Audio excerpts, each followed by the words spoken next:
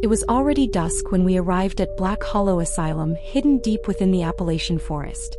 Fog clung to the skeletal trees like it was afraid to let go. My name's Emma Reed and I'm a documentary filmmaker. Paranormal exploration is my niche.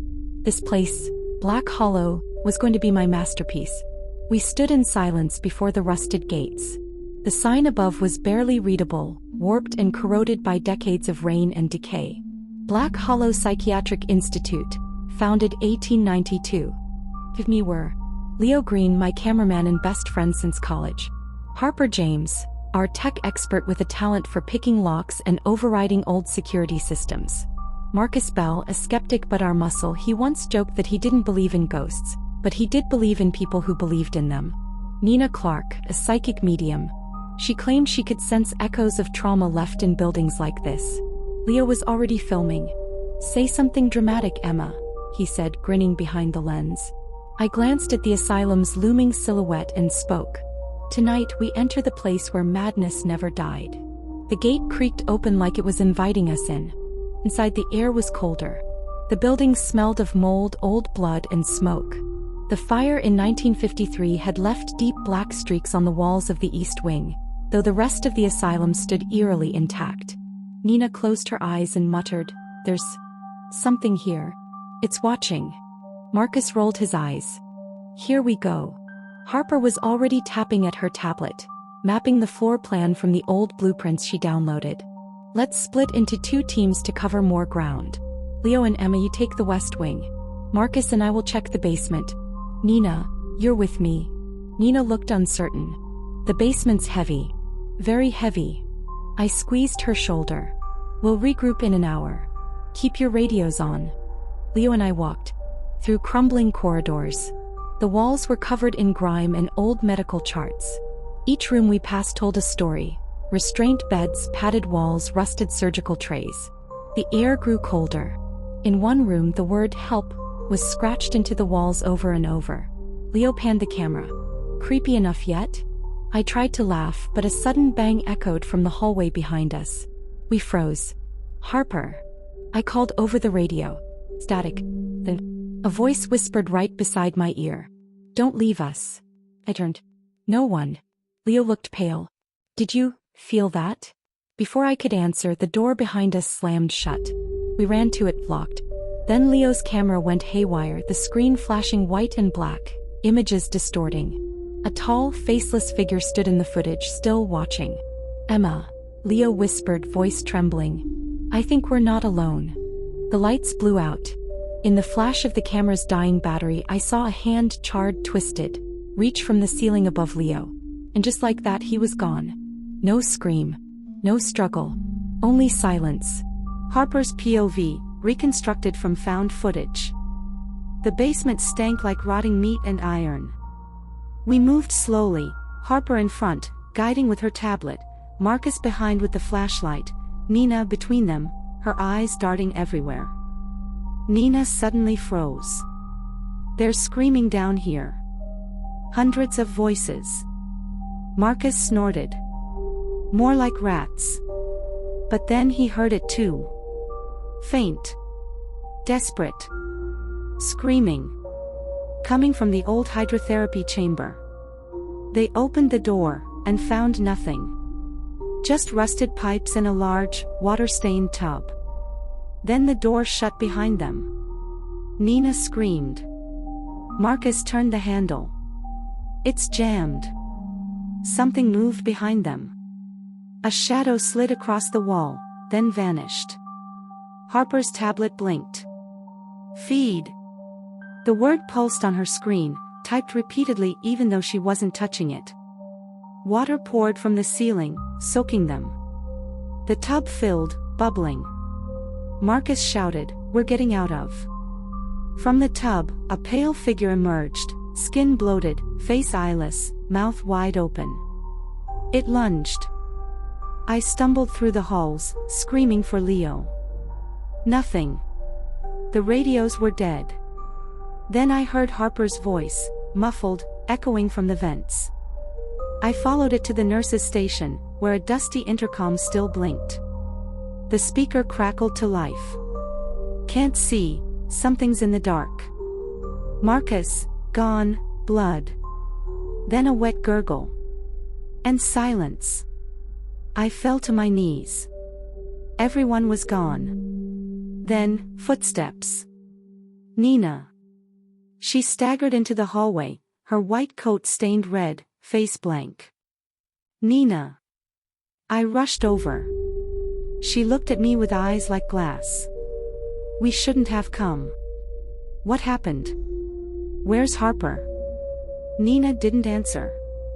She stared past me. They're waking up now, she whispered. Then her body convulsed, her back arched unnaturally, and she screamed, blood pouring from her mouth. A shadow loomed behind her. Something tore her away from me and into the ceiling. Gone. I ran. I don't know how long. The halls twisted. Time lost meaning.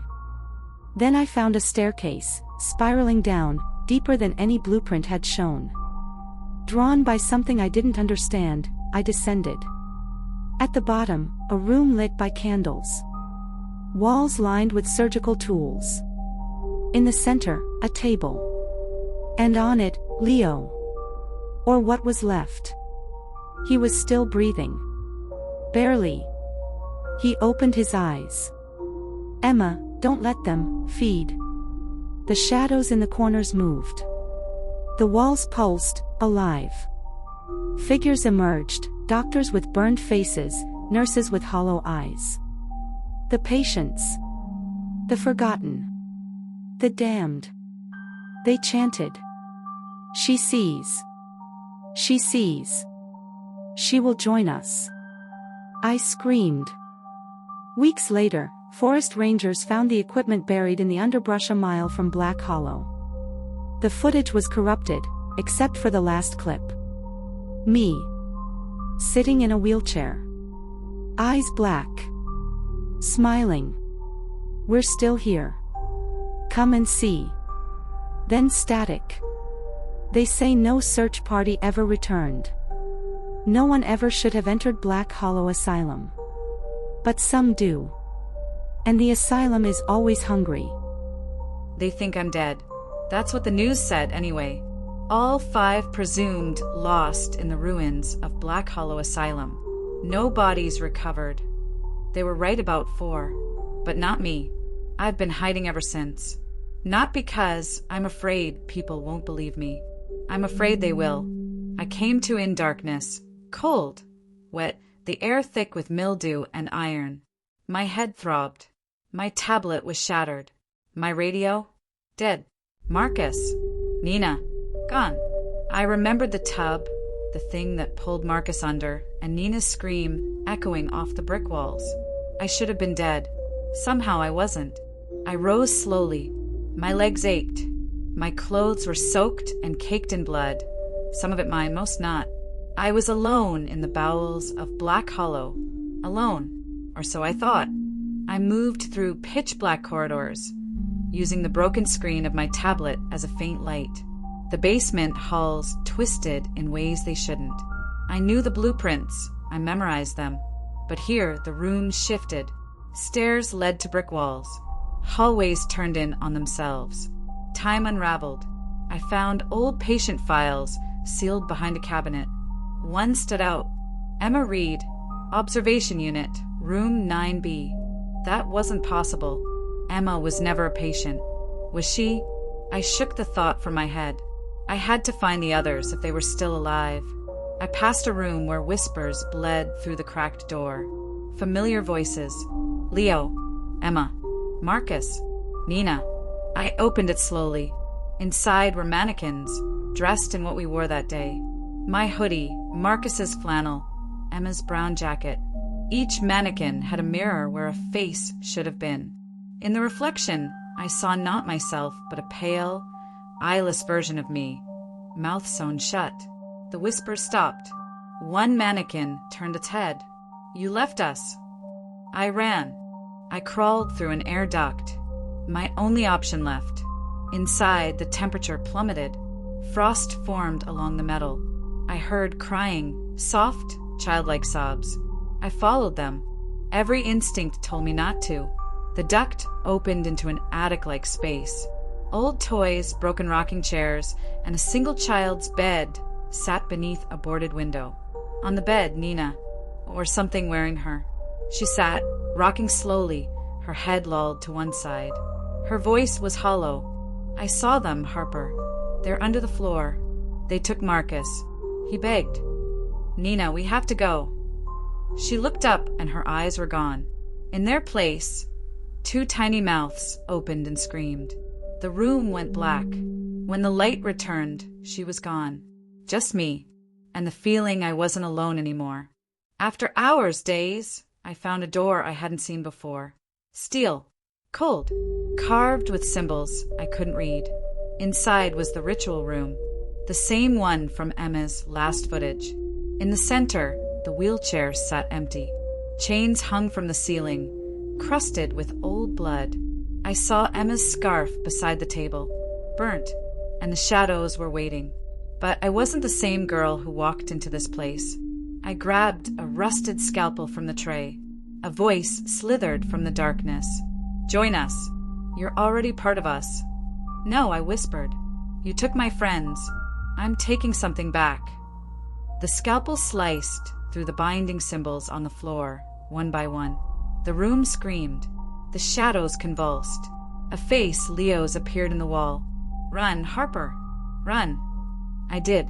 The asylum collapsed behind me, walls groaning like something alive was dying. I burst through the front doors into pale daylight. I didn't stop running. I ran until I found the road. A trucker found me hours later. I didn't speak. Couldn't. Not for days. When I finally did, no one believed me. I never went back, but I kept a journal of everything. Every room, every voice, every name. I left a page blank for each of them. Leo, Marcus, Nina, Emma, and one last page for me. But lately, I hear whispers again. I moved across the country, changed my name, avoided mirrors. But last night, I saw something in the reflection. It was me, sitting in a wheelchair, smiling. They say trauma rewires your brain, that your reality shifts permanently after a brush with death. They're wrong. It doesn't shift. It splits. 6 months have passed since Black Hollow, but I still feel the walls breathing around me. I moved to Portland, changed my name to Katie Hall, dyed my hair red, and rented a third-floor walk-up in a building where no one asks questions. But it didn't help, because Black Hollow followed me. It always does. It started with the lights. They flicker, always around 3:17 a.m., the exact time I escaped the asylum. Then the temperature drops. My breath fogs. I smell rot and iron. The whispers return next. Come back, Harper. You were the last. You belong to us. I wake up with bloody fingernails and bruises I didn't have before. I hear footsteps in my kitchen when I'm alone. Mirrors warp my face into that stitch-dyed version I saw back in the whispering room. I'm losing time. I black out and wake in different parts of the city. Once, I came to in an alley, clutching a rusty scalpel I'd thrown away months ago. And last night, I found a drawing on my fridge. It was a crayon sketch of 5 people. Me, Emma, Leo, Nina, and Marcus. All of us were smiling, except mine had no face.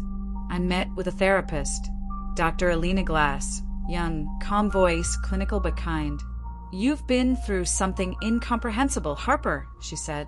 But your brain is protecting you with symbols, hallucinations, dissociative breaks. It wasn't a hallucination, I snapped. They're real. She didn't argue. Instead, she handed me a drawing. It was my crayon sketch. I never showed her that. My mouth went dry. Where did you get this? Dr. Glass smiled gently. You drew it during our last session. This was our first session. I stood, and then the door behind her flickered, just like the walls of Black Hollow. I ran. That night, the phone rang. No one had this number. I picked up. Static hissed on the line. Then, he's still alive. Leo's voice. I dropped the phone, heart racing. How? He was gone. I saw it. I saw him disappear into the ceiling like he was pulled into some black pit of nothingness. The phone rang again. This time only 3 words. Find room 9B. The file. Emma's name. She wasn't the patient. I was. I drove for 3 days straight, back to the mountains, the forests choking the road like they didn't want me to leave again. Black Hollow had burned in parts, but the core still stood, twisted and grinning like it wanted me back. Inside, I followed the signs burned into my memory. Down the west wing, past the nurse's station, through the rotted therapy hall. Room 9B. The door was sealed with chains, but one link was broken, just enough for me to slip through. Inside was a cell, not a room. On the wall was a mirror. I saw myself, older, thinner, pale, but behind me, Leo. His reflection stood tall, eyes hollow, skin stitched like a rag doll. He pressed a hand to the glass. I turned. Nothing. But the mirror rippled like water. He whispered, "Come through. Help us. We're still here." I didn't hesitate. I pressed my palm against the glass, and it swallowed me. Inside the mirror was a warped copy of the asylum, darker, pulsing, alive. Everything dripped, like candle wax. Hallways bled. Doors screamed when I passed. Faces twisted in the walls, whispering my name. I ran, and found Emma, tied to a gurney, still alive, still breathing. "Harper," she croaked. "You came back. I'm getting you out." She shook her head. "It doesn't work like that. You have to replace someone." Behind me, a voice spoke. "Leo." He stepped forward. "You're here. Good. Now she can go." Emma cried. "No, don't. Harper, run." Leo grabbed my arm. Cold. Unforgiving. "You left us. You owe us." A black door opened behind Leo. Inside, light. Freedom. Emma looked at me. Blood running from her eyes. "Only one goes back." I turned to Leo. "I'll stay." He blinked. Confused. "You'd do that?" "For Emma? For all of them?" I nodded. Leo let go. Emma stumbled forward, collapsing into the light. She was gone. I'm here now. Room 9B. The mirror shows me things. Other people. People drawn to the asylum. The doors open again soon. And when they do, I'll be waiting. To warn them. To whisper. To feed the hollow. If you enjoyed this story, don't forget to subscribe to our channel. Your support helps us create more amazing content like this. Thanks for watching.